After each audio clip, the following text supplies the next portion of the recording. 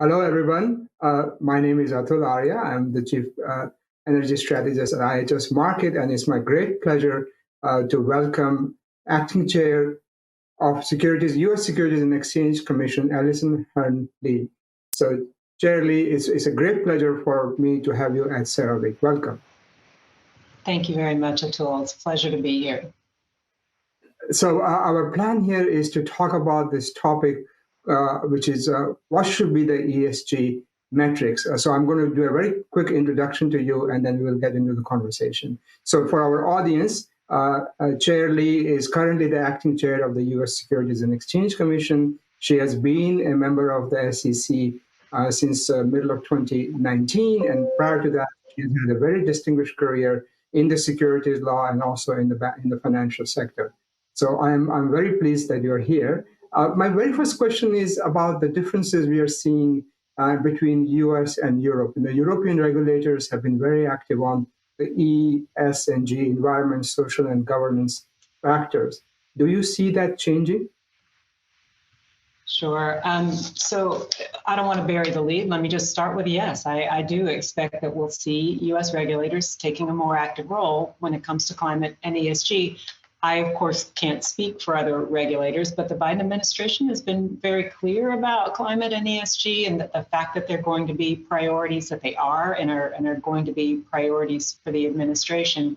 And they've certainly signaled that they expect the U.S. to be engaged internationally on that front. I can tell you at the SEC that with certainty, it's a priority. And we've already begun to engage with our counterparts at, for example, at FSB and at IOSCO.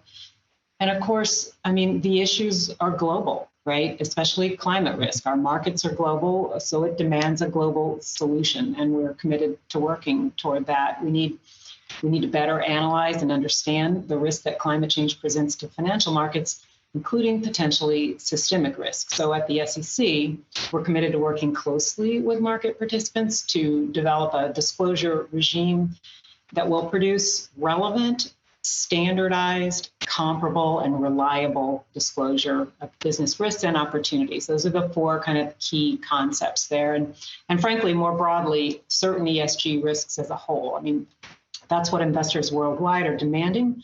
That's what they need to make their own decisions about how to deploy and allocate their capital. And, issuer disclosure, in other words, the data underlying this is a fundamental and necessary step for any other initiatives in this space. But there are other initiatives. We need to look at funds and their advisors. We need to look at key players like financial institutions, credit rating agencies, indexers, data aggregators, accounting, our oversight of accounting standards. But just, to sum it up, we're in the early phases at the SEC of looking at possible approaches, not the least of which is disclosure. And we certainly look forward to engaging with international counterparts on these issues, especially the UK and the European counterparts, who, of course, as you point out, have been very, very active on these topics up to this point. Yeah. So a key message that a more active engagement by the U.S. regulatory sector, regulatory industry. So my question would be, do you see climate risk? You mentioned climate risk. Do you see that as a different to the other ESG risks? Sure. Yes. I mean, first, just the staggering complexity of the issue and the fact that it presents a potentially systemic risk. An example of what I mean when I say staggering complexity, which I don't think is an overstatement, is what's different when it comes to climate change. People can't really build risk models using the standard tools that generally draw on historical information about how risk has manifested over time. With climate risk, we can't really do that, right? We're not in the same, at least not in the same way. I mean, we have to model risks over a span of different potential outcomes, and that's complicated. But of course, we can't afford to just throw up our hands. But that's another place where climate change, I think, is fundamentally different as well.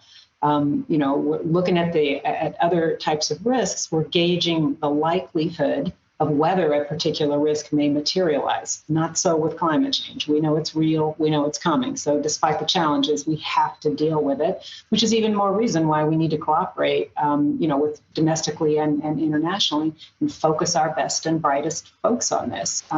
Domestically, I think that means cooperation through FSOC. the Financial Stability Oversight Council. That's why FSOC was created, to foster this kind of cooperation, create accountability, help us get to solutions on complex issues like this. It's also true internationally. We need to cooperate through FSB, as I mentioned. They've done a lot of good work so far on data and on financial stability. IOSCO has a sustainable finance task force.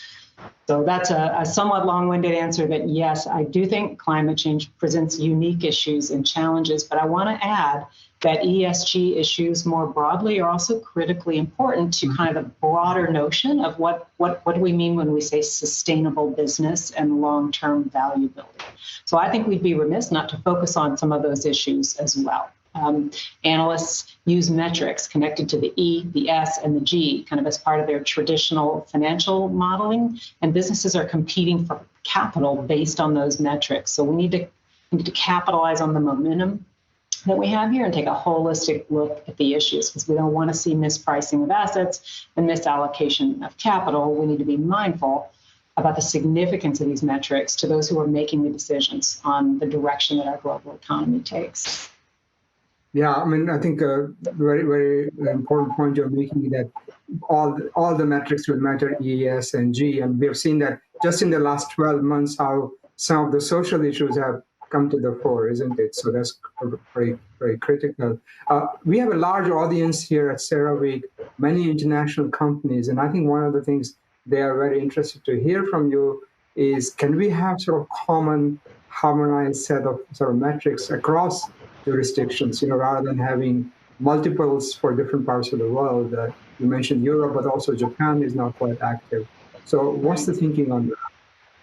Right. I mean, that I can tell you that's such a critical question. And it's one that I've been asked, time and again, not just certainly over the last few weeks, but I would say over the last, year and a half. So I think cooperation is key. I think it's important for all of us internationally to work towards some common principles that can serve as like a baseline, a kind of a baseline consensus on certain issues.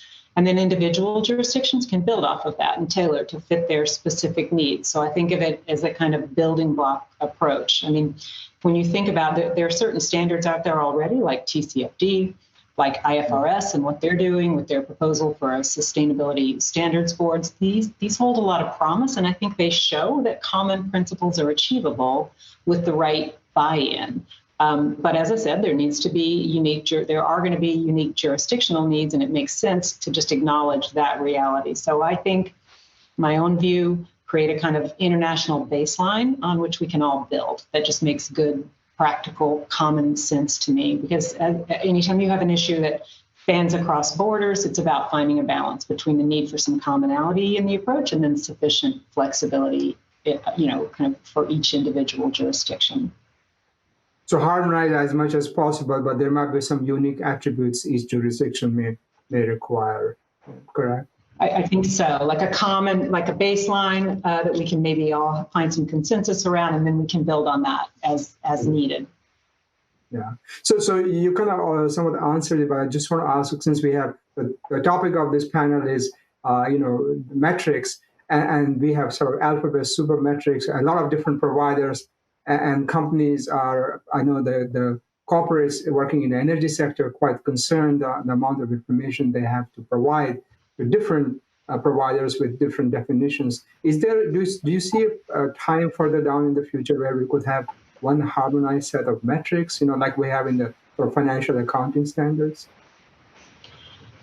So yeah, I mean, that's another question I get a lot, and it's certainly an important one.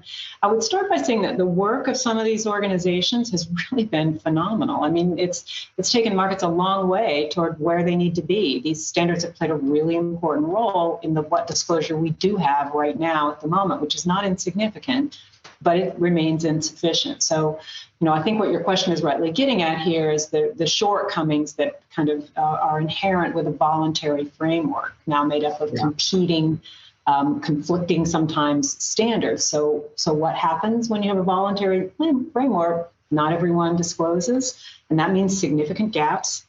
It can mean an unlevel playing field for many businesses.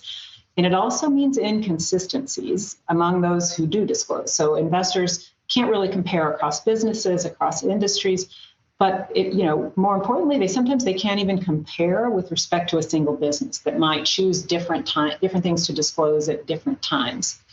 And then the last key point, which I sort of referred to earlier, is reliability. So if there are no specific requirements around what must be disclosed, and importantly, how it must be disclosed, meaning like, is it going to be in a traditional SEC filing or something that looks almost like an ad brochure? How can investors be confident that the information is reliable? Has it been verified, reviewed, analyzed, maybe, either independently or maybe by a third, internally, or maybe by an independent third party. So I don't think it's realistic necessarily to think about achieving those goals through a voluntary regime, but I think we can agree that any regime, that needs to be the goal: consistent, comparable, reliable.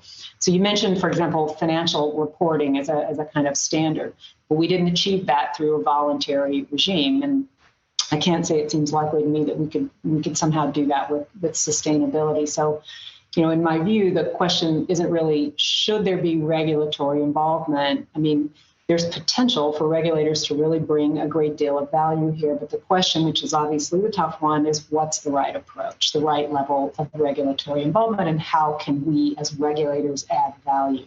We know the goals are clear. Are we going to reach full agreement on all the issues by everyone? I mean, I think to ask that question is to answer it, right? No. But we didn't do that with accounting standards either. There's always disagreements and healthy debate, and that's a useful thing. So how do we get to a reasonable consensus on climate and ESG? That's going to take some serious and thoughtful collaboration with all of the market participants and the stakeholders, and that's what we're embarking on now. Yeah. So just to build on my last question, Chair Lee, is how do you plan to engage with the issuers, particularly the energy sector represented in a CERAWeek conference? Yeah. Well, to start with, through forums like this. I mean, I really appreciate the opportunity to talk and engage with the audience and the opportunity to listen to the impressive speakers that you've lined up. Engagement needs to be fulsome. It needs to proceed both formally and informally. I've had dozens, maybe if not hundreds of discussions, ad hoc meetings and discussions with industry, with indexers, with stock exchanges, with investors. So there's sort of this informal exchange that needs to occur, but we need to also sort of come up with a more formal approach: requests for comment or requests for information, maybe some roundtable discussions, more engagements with the organizations and the people on the ground who've been working on these issues for years. But, as I said before, we're fortunate we're not starting from scratch when it comes to climate and ESG. There's a lot of great work that's been done. But let me just be clear, in my view, a key constituency here for engagement is not just investors, but issuers, right? They are the ones who are going to have to do these analyses and produce this information. So this has to work for them, and they have to have room to do it through an iterative process to get to the best outcome. I think the energy industry in particular is well positioned to kind of help lead on some of these issues. So I expect the SEC to work closely with them and all market participants, but, and understand that at the core, this is an effort that needs to incorporate very centrally those who prepare the information and those who use it. Those are the key constituencies, and I think I see the SEC's role as kind of trying to bring them together to work collaboratively towards the best outcome.